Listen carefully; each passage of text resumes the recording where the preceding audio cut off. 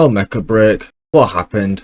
Season 0 should have been a decent success with how beautiful your gameplay is, but you're struggling in player count, so what's going on? This video will be mostly in a podcast style with some visuals here and there, so you can put this video on in the background while playing the game, honestly. They showed Season 1 update on the 12th of September in the dev stream, yet they have not addressed anything about fixing their game and instead push more microtransactions at the start of the dev stream. The only thing that I look forward to in Season 1 is Ali and Serenif buffs, that's it. I want to give my 2 cents on this game and how it can improve for Season 1 and potentially recover from such a drought of players and potentially even make a comeback much like the finals did back with its Season 4 drop. All these major category points I will be bringing up are what I believe to be crucial factors that are holding the game back from success, or very minor slight points here and there that needs to be addressed and improved.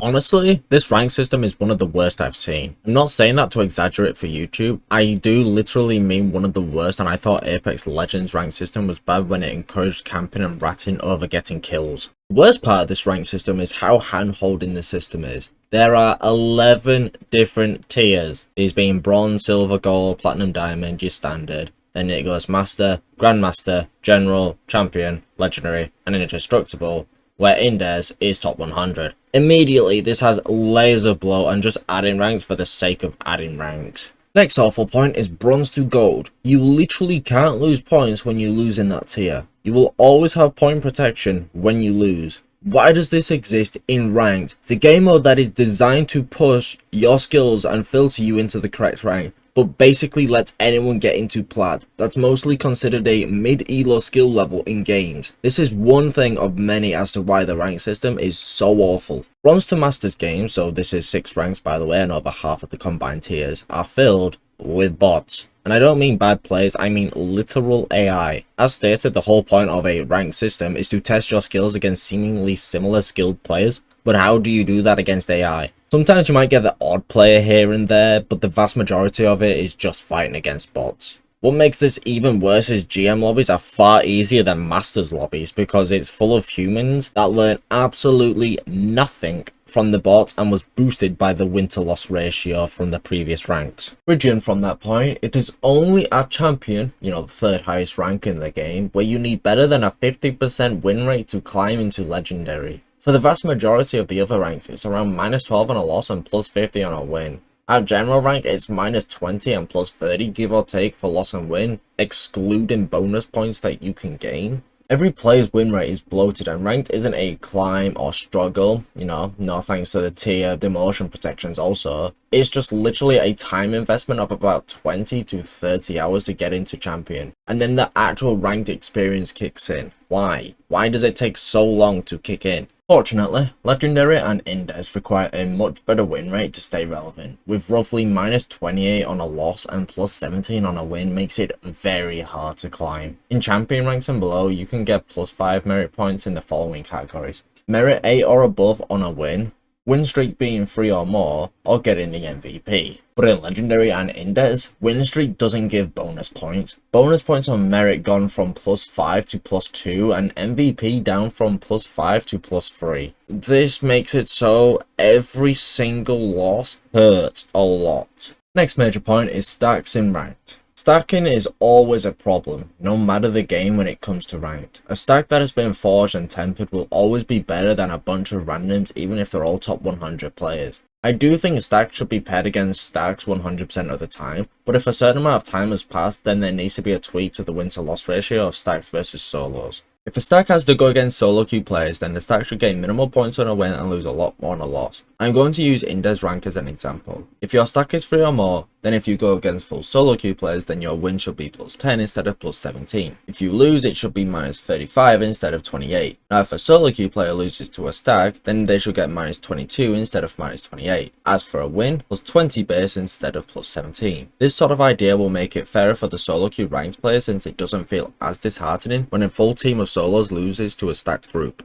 At this point, I would much rather play in the August beta version of ranked than this one. August was just bronze to diamond, then masters and legendary, and that was it. Leaderboard started in diamond, but The win to loss ratio dropped off a cliff and went insanely hard when in Diamond. Winning would give you plus 12 and losing would be minus 50. It would encourage the sweatiest of stacks and was awful to climb for solo queuing, but at least the ranks weren't inflated like this current one. The point of bringing this up is just make the ranks manageable in tier numbers. Rainbow Six Siege has only 8 tiers and that's really the max it ever should be. Mecha Break can have just bronze to diamond, then Grandmaster, Legendary and Indes, and the leaderboard starts at Grandmaster and Indes is top 500. The main things are don't make it hand holding so anyone can get a rank with playtime and make it much harder for stacks to climb compared to solo queue. Now within the recent update, I have no idea who came up with this, but it makes ranked even more bloated and hand holding. Why do we have cards that can flat out prevent points from being deducted on a loss?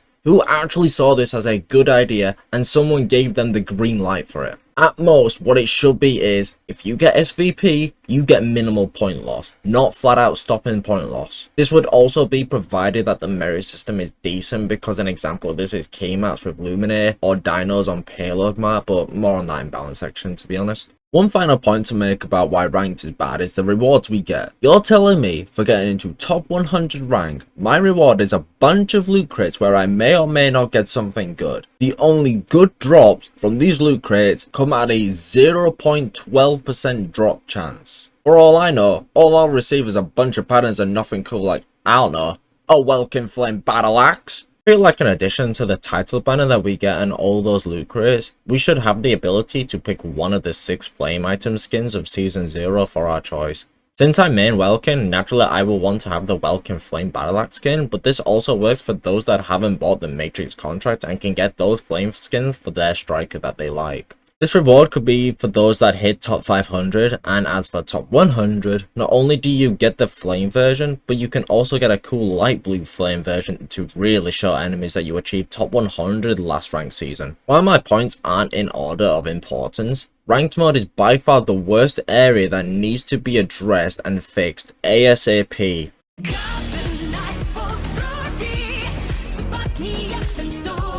I would like to state straight away, I actually like this mode, especially compared to February playtest version of Mashmak.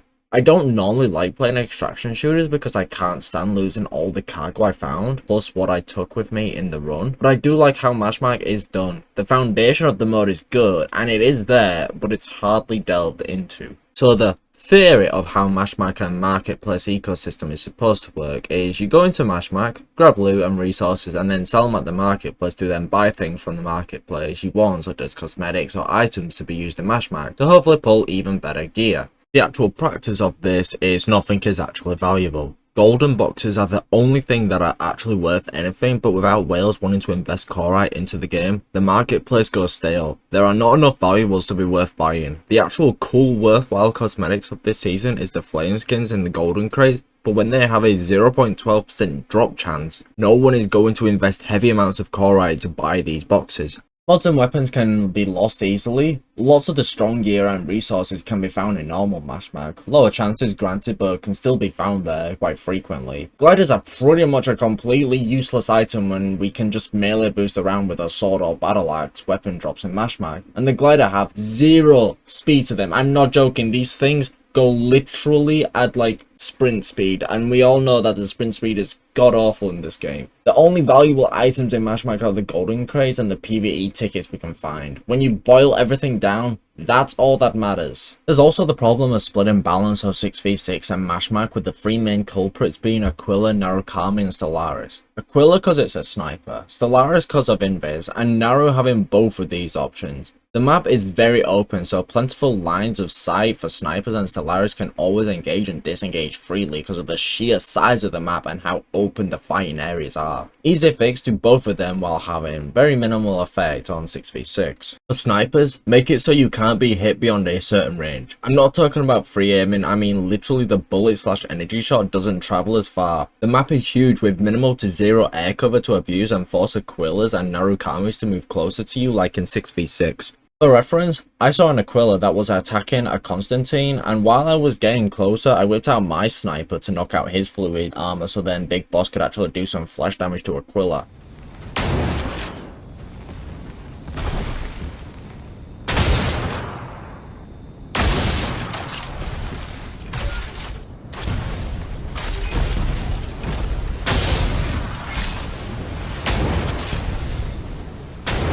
I'm out of EN and trying to rush the kill so Aquila escapes, but I can play around these covers to mitigate Aquila's pressure.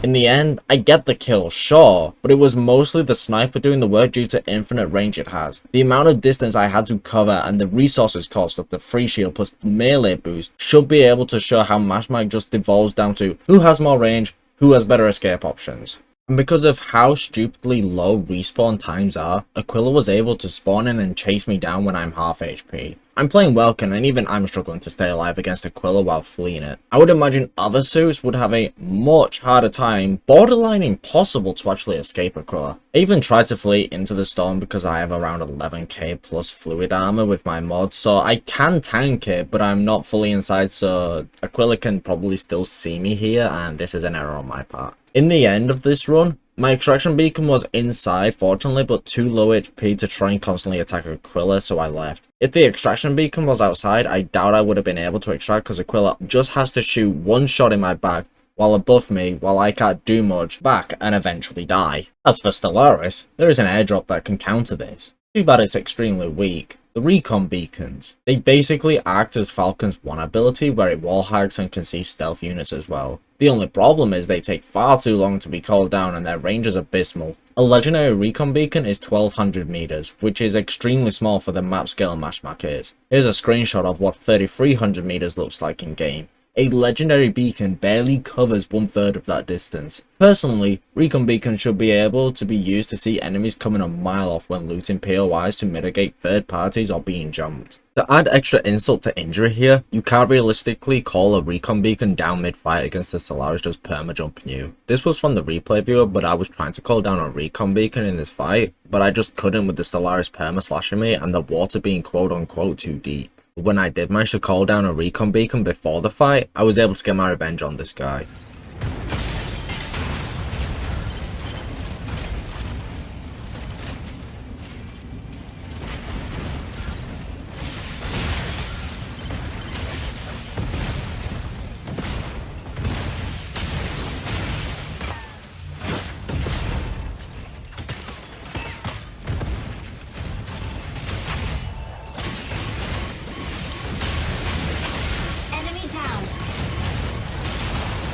Wow, you're one of the worst I've fought.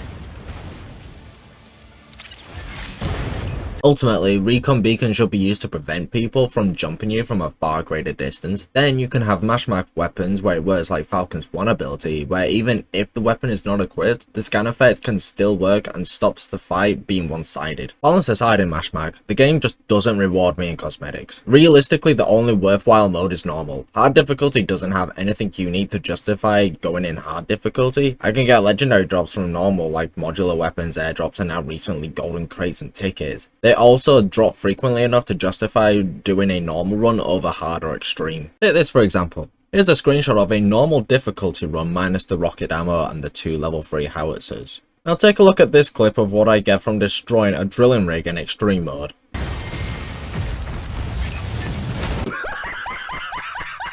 What is that loot for extreme mode? I can get all of that so easily in normal. This is what you reward me in extreme? Now granted, a lower chance of getting legendary drops compared to other difficulties, but it's just enough to justify playing normal over other modes and even before crates and tickets were added. There's no extra bonus to mission points for playing the harder difficulties. I can get epic mode crates just as easily in normal compared to hard and extreme, and weapons ain't that much better in rarity on drop rate.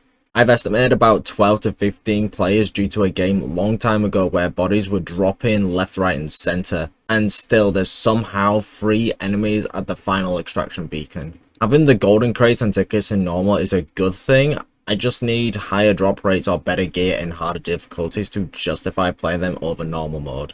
And I can't take what I found in Mashmak to be sold because nothing is worthwhile buying, not even the high grade weapons like level 5s and 6s. Why would I invest 720 core into buying a level 6 weapon when I can just lose it in 1 death? It doesn't prevent my death at all, and 1 death is all it takes and that weapon is gone forever. No one wants to risk that, so 0 point in investing. Sure, mods are only lost on execute and only some of them are lost on all, but why would I ever want to invest 20 Corite for an epic box when it's as common as Welkin and Inferno in ranked games? Or 40 Corite for a confirmed type of mod? Not to mention how legendary mods are portrayed as 15 times the value of an epic, when you can just combine 10 epic mods plus 3k blue coins to get a legendary mod that way. A segue at this point is the minimum sell value most things have. Let us the players set these. If we can set these values, we can determine what is high and low sell value, and whales might just invest a couple of dollars on some small things. Players never realise how much they actually spend when it's on tiny amounts compared to making one big purchase. Hint, hint, Ace Pilot's far too expensive for just a mech change plus random pilot.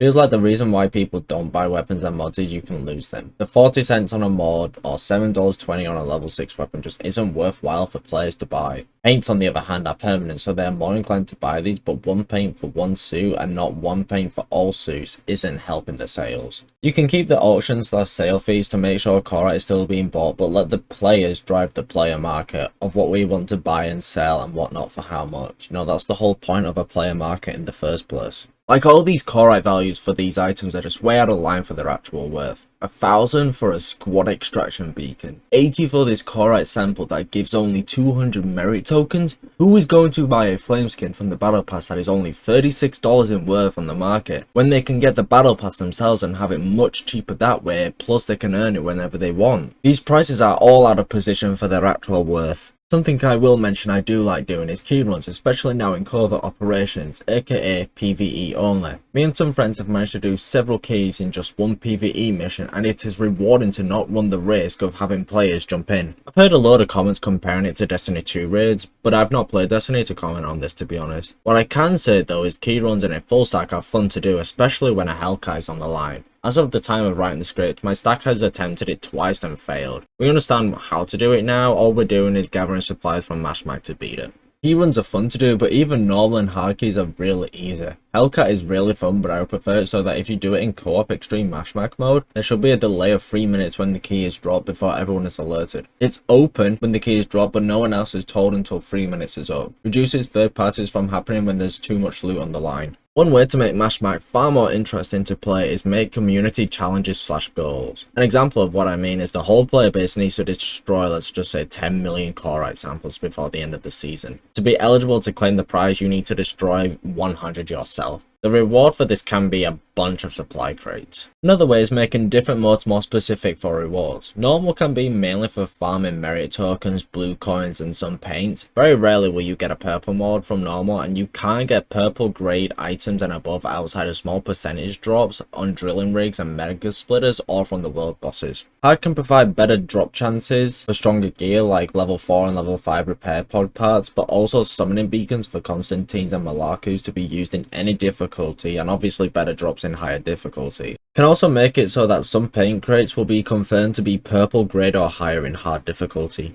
As for extreme, it should have the most golden crates and PvE tickets inside. Can find golden mods even from common mini bosses, and paint crates are confirmed legendary paint tier quality or better. Too many times have I gone into extreme mode and have a bunch of worthless items in my inventory, and I'm not talking about using a cargo rocket beforehand. I mean literally useless items to the point if an Aquila kills me here in the next location, I really just don't care. Within extreme mode, I should be extracting with a bunch of golden items like golden paint crates, golden mods, golden weapons. I should be rewarded so much for the exact streamity that Mashmak Extreme is, but all I get in my inventory is a couple of useless Corite samples and a couple of worthwhile paint crates that may or may not give me a good reward from it. Mashmak Extreme is just pointless. Outside of fixing the reward distribution for all the difficulty modes, there needs to be more things to do when all mega splitters and drilling rigs are done.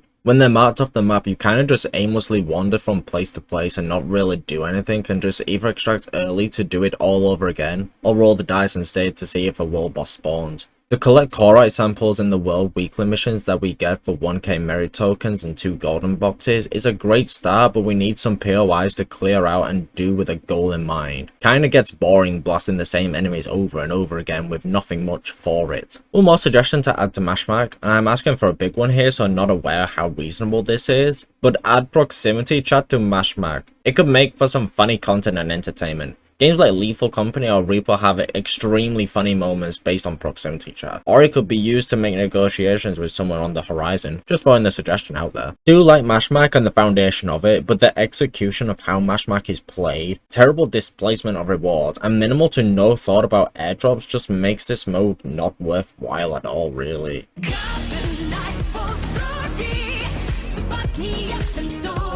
So apparently there's yet another mode called Ace Arena where it's 3v3. First to 8 kills wins, with the option to switch strikers when respawning, and can also find Mashmak modular weapons in the arena. Too bad the game mode is dead because it's just filled with bots after bots after bots, and when you hit Grandmaster rank, 0 games.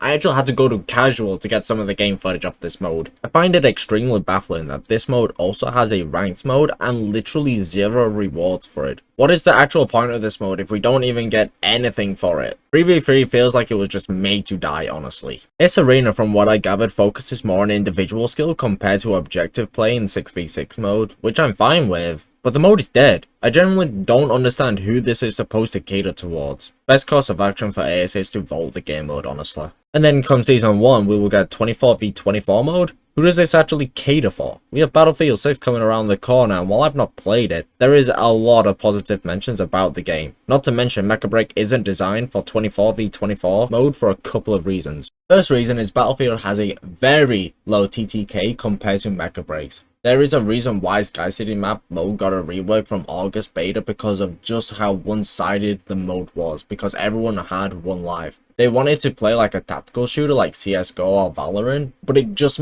doesn't work in Mecha Break because you can't one-shot headshot people in Mecha Break, so the whole game becomes a snowball the moment one person dies. Literally one person dies, that entire team just folds and crumbles, and you might as well just go to the next round. You might as well all jump off the map. It is that impossible to actually come back. Second reason I'm worried about 24v24 being a waste of resources is will players have stable servers to play on? My PC is a pretty mid-level and I get occasionally high spikes in ping in 6v6 on Mashmak, but not enough to the point where it actually ruins experiences and whatnot. But if that happens on my PC, and I've heard like a lot of complaints from like others, how is this new mode gonna handle 48 players at once? I'm all for new modes to be for fun, like this upcoming 24v24 mode, or sweaty like 3v3 ranks, but we gotta sort out the merit tokens on win or losses. In 3v3, if I get a win, 8 merit points or higher, and MVP, I only get 40 tokens at base. That's it. I gather that the mode is far quicker than 6v6, but 40 tokens is egregiously low. It's really nothing. This problem also goes for 6v6 as well, since you can get plus 80 merit tokens on a win, but nothing on a loss.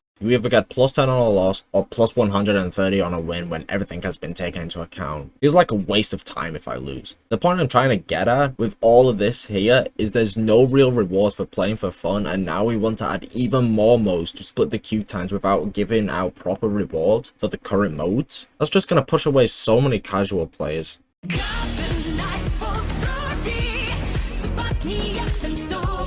I'm a very sweaty and hardcore player. I don't really do casual modes unless it's with a friend group to play with for silly fun doing whatever. Being that I am ranked 16 as of the time of writing the script, it's fair to say that I would love to play in tournaments hosted by Seasong themselves. But to be completely honest, I've seen a similar game take this exact same route and only last 14 months. It was called Gundam Evolution. Gundam Evolution, or Jibo from now on, was basically Overwatch but with Gundams and not a toxic gameplay loop. During the first few seasons, they would have Asia region tourneys constantly pushed out. Outside of other reasons added on top, the game only lasted 14 months. If you want the game to have a decent tourney setting, you need to let it self-grow instead of forcefully making it grow. If your game is fun enough to play, understandable enough to watch, and skill expression is there, players will naturally build the esports scene for you instead of pumping so much money into the hopes it gets somewhere. There were 3 major broadcasted tourneys / game shows, and another one just recently happened at Gamescom, of which only one is ultimately needed. The rest are just a waste of money. The first one being the August 2024 game showcase, where it was 16 captains and they would pick 5 people from the crowd each to be on their team to show the gameplay of Mecha Break. If I had footage of these games I would show it here, but they weren't uploaded to Twitch when the stream was done, and none of us thought to OBS record it live. Day 1 was awful. It was so apparent from how everyone moved they never played the game before. This is a broadcasted event to show good gameplay of Mecha Break in the hopes to convince people to play the game when the game launches. And you get random people to play the game in a semi-tournament setting. I remember jokes being said and Twitch chat was roasting every single play they made. We wasn't roasting because they were bad players, we were roasting how they have zero experience in the game and isn't a good showcase. This day was actually so awful, they didn't post day 2 or 3 kickoff time compared to doing this for the first day kickoff.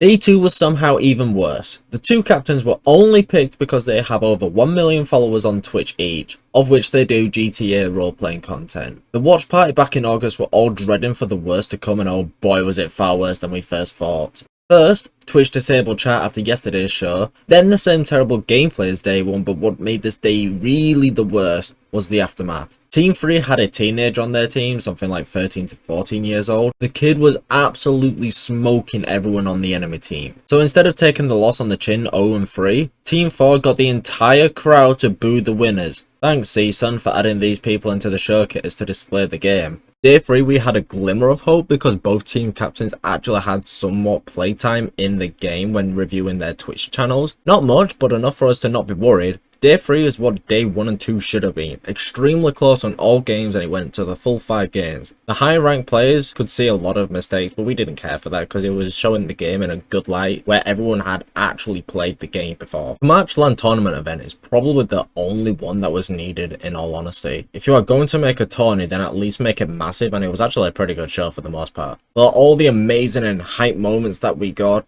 Orca, they would have to just come back from the impossible, it seems, and possibly even need a triple cap to make this possible. There's 2 down. You can see the caps happening at the top of the screen. 3 Orca members trying to cap, but even with 2 extra turn down, it's not happening. The caps come through again, and this one looks like it will stand, but it has to almost be a triple cap at this point because the numbers just don't work. Yeah, extra turn can just dump all 6 of their strikers on 1 point and just wait for the next 46 points to go through while Orca have to patrol to see is there someone sneaking around trying to get a back cap because Orca can't afford to lose a single point right now.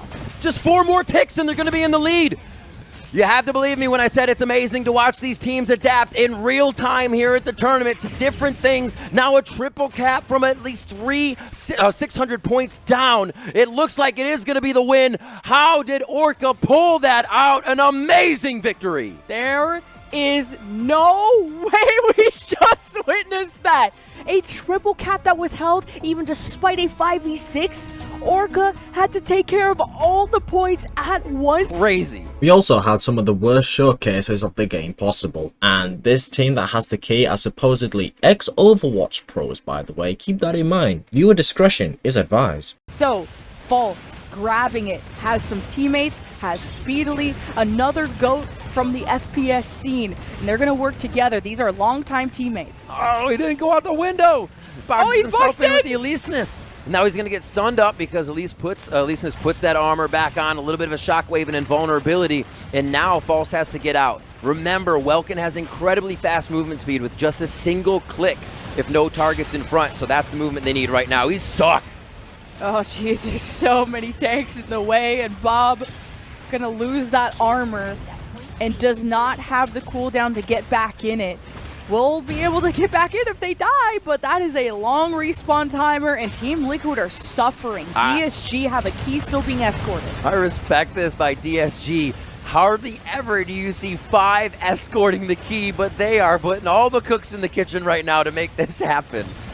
And you got your friendly Welkin box stopping everyone from going anywhere too. And Welkins, yes, limit the movement of your own teammates. So keep that in mind, folks. DSG about to upload. Oh, he's gassed. Oh, and T-Fade, what a box to hit False, and the key carrier could die. False needs help. Just a little bit more focus. It's all direct damage now. The shield is gone, but the box will come up. That's going to be huge. A little bit of the fluid shield now coming back for that help. And it's going to be about the spin to win now if they can get it. Great points cap by DSG, and they take a heck of a lead. C is already open. Next up is the Shroud vs XQC 6v6 game. No, I don't have number stats, but who actually watches these people and be like, wow, I should play this game? They just play it on contract, and when it's done, they move on. Yeah, they're better than the average player, sure, but do they actually help the game in longevity? I know they didn't help Splitgate 2 with the content creator showdown event they had. That game went back into the beta. Now, if you ask for my personal opinion of the games itself, well, at least it's better than DSG versus Liquid games, but there's so many things that hurt me to see, like ultra basic knowledge checks. Shroud not realizing Falcon's barrel roll breaks lock-ons. Fucking Naru, bro. We need to kill the Naru off to the side. The Naru's getting free damage. Am I still talking game? I believe I Stego disabled can die it. center right now. Stego can die center right now. He's stunned. Down loom. Stego. I'm hunting Full loom. health. Full health. Full health now. Kinda.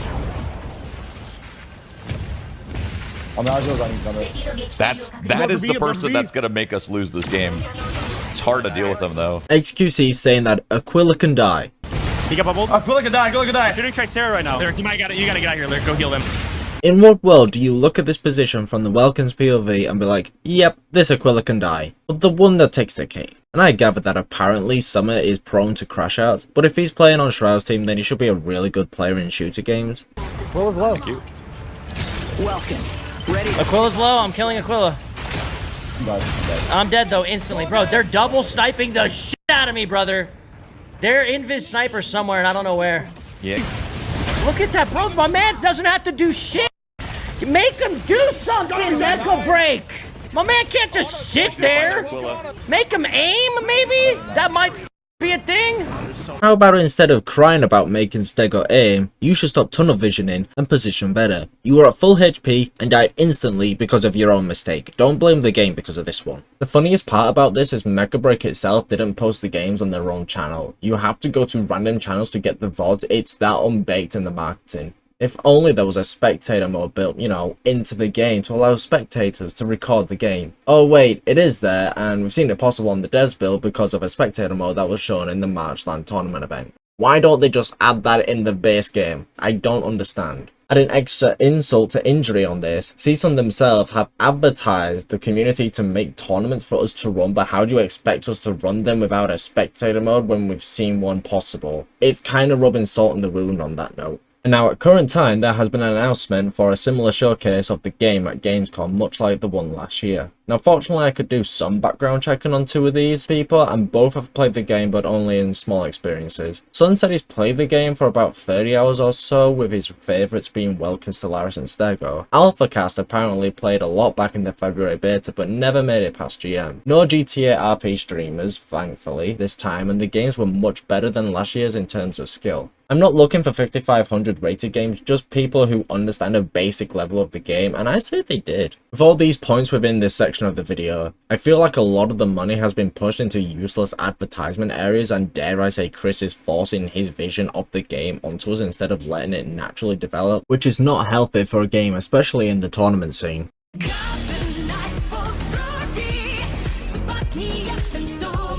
So balancing games isn't what ultimately makes or breaks me about if I stay or go, but it can become a problem if not addressed within a timely manner. Most people will say, the balance of the game is horrible. Personally, it's better than most of the games out there, but there's some areas that are far overtuned. Yes, I'm looking at you, Inferno. I can disagree and be puzzled why something got a buff on Earth, but Inferno was completely stupid. Reason why is because the devs recognize that Inferno doesn't perform well in lower ranks. No kidding when the rank system is trash anyways and it's a harder suit to play than others. I'm fine with them giving a buff to make it a little easier to play, but my god, you have got to nerf something the higher tier players use about Inferno to balance it out. I actually hate fighting against an Inferno with his basic immortality with free cancel tech. And now within the recent update making abilities come back with accuracy of 0.1 seconds, it's always 3 to 4 seconds on cooldown, and if I'm being realistic, 2 to 3 seconds because of the 1 second lock on time and shadow close disappearing. Something that is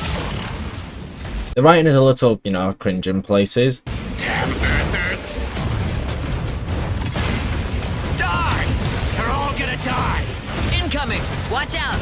But that is a very easy thing to fix compared to getting the feeling that you are piloting a mecha. The story for this campaign doesn't have to be ultra groundbreaking in storytelling, it just has to be decent enough to enjoy, and then challenge modes later on within the campaign to be more than a successful hit. Like, here's a suggestion for a mission based on this video. At first you have to investigate the core eye with Stellaris as a stealth mission and bypass the guards. When you get to the core eye, you get jumped and have to call for backup. At this stage you're given the choice to continue playing as Stellaris or can switch to Stego or Narukami to defeat the boss fight, kinda like the Illusionist Hurricane and Lumi beating the Malaku in the tutorial. It's things like this where you give the player a choice in the story and not them being dragged along for the ride that can set up good campaigns in gameplay experience. And people do crave PvE content, much like as already talked about the PvE Mashmak mode that we get limited chances to do per week. People are loving it, so there's an area to dive into it and make it paid content, much like how Halo Infinite made their campaign behind a paywall and base game was free. Unironically, if the campaign was behind a paywall as a DLC, I would actually buy it, provided CSUN takes players' feedback into consideration and stop forcing their vision onto players.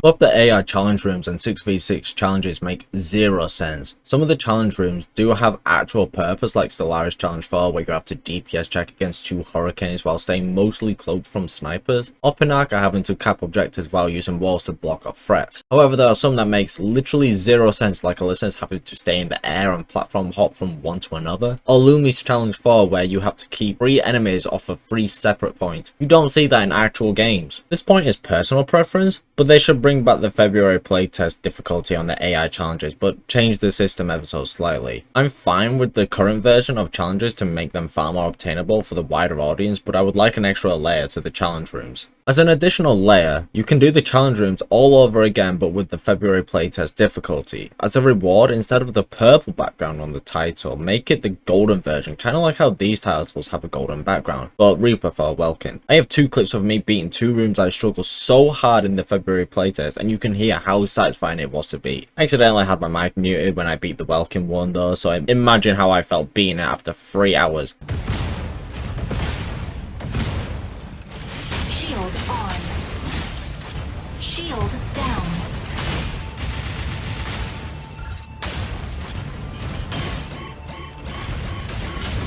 Unavailable now. Insufficient engine output. And the Stego one had music going on in the background because I actually needed to focus on doing this one. Unavailable now. That was actually Unavailable now.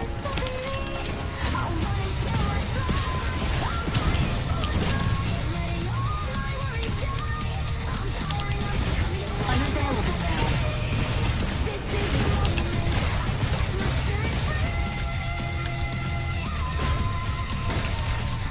Unavailable now.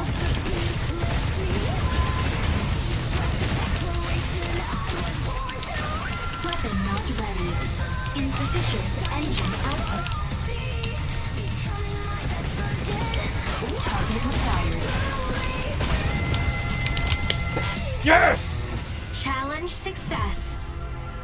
As for the 6v6 ones, who looked at these requirements and thought, yep, that's a good challenge. There are some that are doable like Serenifs and Aquilas. Are they a challenge? Yes. Are they doable? Realistically, yes. However, there are some that are so wild to do you are actually throwing the game to try and do them, like Luminaires. How do you do all of these? Deal more than 300k damage and 700k healing on a win. The 700k healing part is kind of possible on maybe payload or 3 round TDM mode, but the 300k damage part? I'm kind of impressed if they get 100k damage on a win. Then the next challenge is 700k healing without dying once or receiving any heals. This means you can't even use your 1 in heal mode. Quite literally throwing the game. The title challenge part is the only realistic one you can actually do. As for the final one on Lumi, there's zero chance of that going to happen. I've seen 100 to 1 games on key maps, but never have I seen a pub stomp on King of the Hill maps. It's challenges like Lumis and others I am showing off on screen that make me go, these are so hyper specific and actually throw in at points, to the point I have no interest in actually doing these. Got the nice for glory. Mecha Break is genuinely a breath of fresh air when it comes to shooter games. The game is genuinely fun to play, but there's several major areas that hold it back, alongside some small ones here and there. Season 1's success quite literally hangs on Chris and whether he can make the right decisions for the game, which is ultimately actually listening to player feedback, such as this video. One good example of how tone deaf Season can be is how they added mods to casuals for 6v6 and 3v3 mode. They made it out like it was a request feature from the community when it couldn't be further from the truth, and roasted in the comment section by several people. If anything, mods were removed from rank since the February playtest. This move feels like they're trying to show players to play Mashmak alongside the observer crates that give literally worthless items for Mashmak. If you want players to play Mashmak, there's better ways to encourage us to do it, as explained in the Mashmak section of this video. I actually refuse to pay a single penny into this game until things improve. I put money into playing games knowing fully well they'll sink like G4 and Splitgate 2, but I enjoyed playing those games and I felt like they deserved my money for the time I spent in the game. Mecha Break, while fun, has rubbed me the wrong way far too many times to the point I just don't want to invest into the game until the communication problem is fixed. So that's my thoughts of the current state of the game. Please do feel free to say what you love about the game in the comment section and any problems that you see that I might have missed, because it's fair to say we want this game to be successful and to be massive, but the game really does feel like Chris has put his head in the sand and refuses to acknowledge any of the shortcomings and problem areas of the game, while pushing his vision of the game and not respecting players at all. Thank you for watching, and I'll see you in my next video.